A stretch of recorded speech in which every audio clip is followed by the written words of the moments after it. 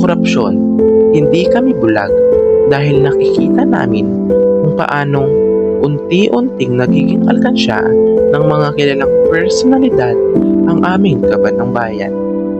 Mas lalong hindi kami bingi dahil naririnig namin ang mga pangakong panay na papako tuwing eleksyon. Mga salitang maganda man pakinggan pero wala namang laman. Mga ngiting puro ng kumpiyansa pero kulang naman sa aksyon.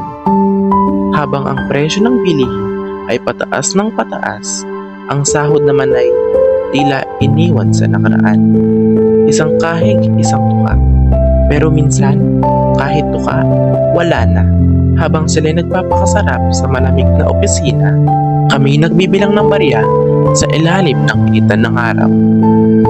Driver na pagod, pasaherong gipit, tinderang umaasa. Lahat kami nakasabit sa pangakong kahit kailan ay hindi dumadating.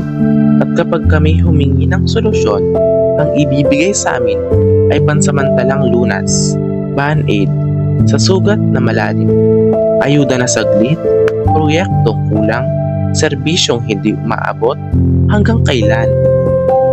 Hindi kami bulag, hindi kami bingi, at hindi kami mananahimik dahil ang bayan na nanakawan, marunong ding manindig.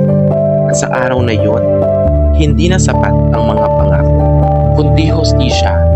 Hustisya para sa mga mamamayan. Hustisya para sa bayan.